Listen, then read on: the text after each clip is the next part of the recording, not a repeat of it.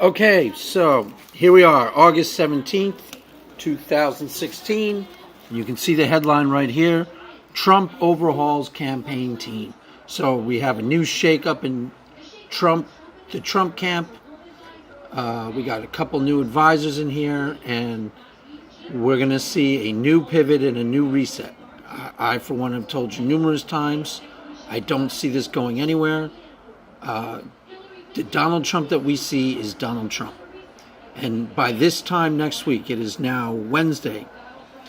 It is now Wednesday, August 17th. By this time next week, Wednesday of next week, I almost promise you there will be another Donald Trump dust-up, another self-inflicted wound where, maybe this weekend he gets into a Twitter war with Patton Oswalt, or who knows.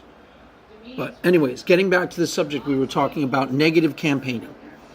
Now, the campaign is going to get ridiculously negative from now till November.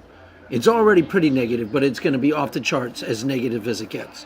Now, in a normal campaign, the question is, do negative ads work?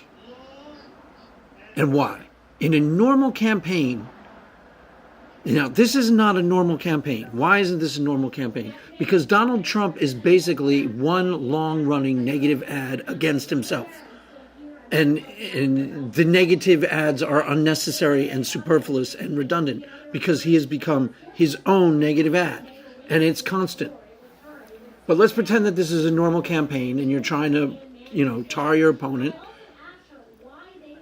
Negative ads are, everybody decries negative ads and says, it's so terrible, this campaign is getting so negative, yada, yada, yada. The reason why campaigns get negative is because it works. But it only works if you want it to be effective. You have to keep in mind two key things. Your negative ads have to be plausible, in other words, believable, and they have to be relevant. Now, those seem like obvious things. They have to be plausible and they have to be relevant. But we've seen in the past, if you look at past campaigns, there are times where negative campaigns haven't been all that effective because they either weren't plausible or they weren't relative. I'll give you two examples. If you go back to the George W. campaign, John Kerry versus George W., one of the constant negative attacks against George W.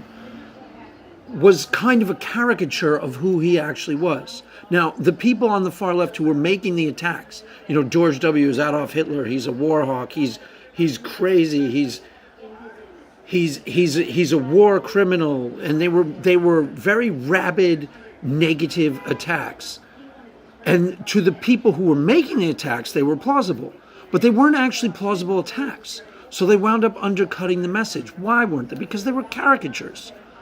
And they actually wound up, in some inadvertent way, helping W a little bit.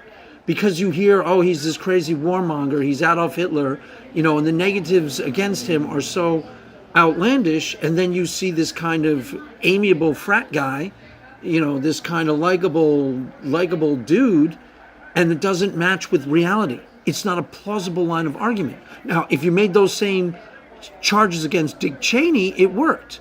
Because he was a lot more plausible, the type of villain that was being painted by the far left. Matter of fact, he was almost perfectly cast as that type of villain. So the negative attacks against George W., where he was some sort of rabid war hawk, he was this Adolf Hitler, and he was this war criminal guy, weren't really all that effective. Because they weren't all that plausible. They contradicted the evidence of your own eyes. Another line of attack that was really, really ineffective was the attacks against Bill Clinton.